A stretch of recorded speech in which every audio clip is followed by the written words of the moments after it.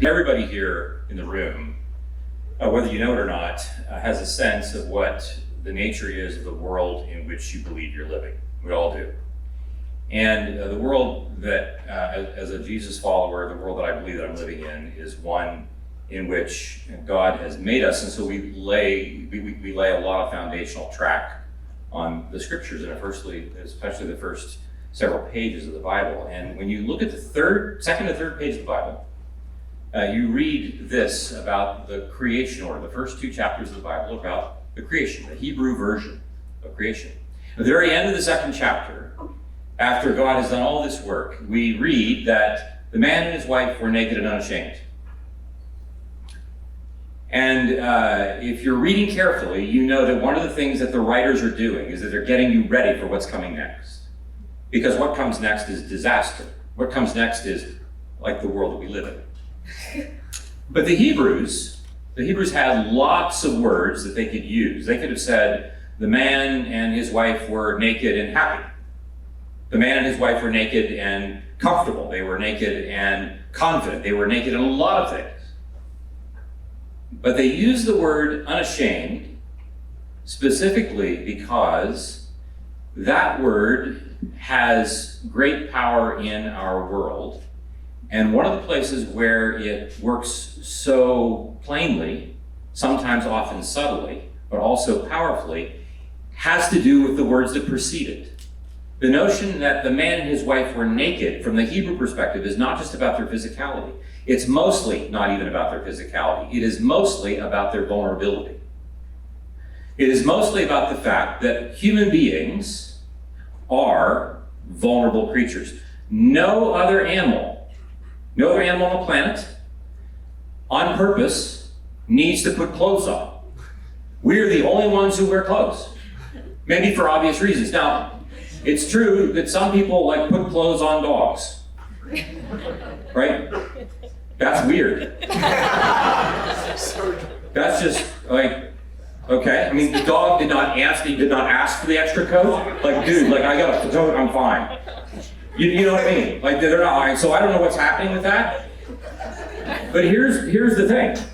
The thing is, it's not a question of am I vulnerable. The question is, to what degree am I going to live into that vulnerability? Now, one of the things that we do is we do wear clothes, but then the question becomes, who am I going to reveal myself to in such a way that my vulnerability will act not as a liability, but as the stepping stone for the creation of beauty and goodness in the world? Notice this. The most powerful act of creativity that human beings engage in is having a child. It's the most powerful act of creativity because there's nothing you have sex and then a baby comes. Are you with me? That's a pretty powerful thing.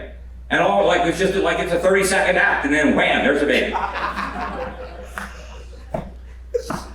But it is also the case that powerful act of creativity takes place in a context of great vulnerability, great fragility that requires protection in all kinds of ways. And so when we talk about the man and his wife were naked, it means each one needs the protection of the other.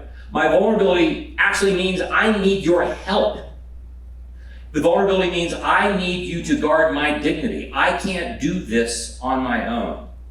And so much of what happens in the trauma of our lives, that happens one chapter later, and all the violence that follows, is that I now have come to learn that my vulnerability is a liability.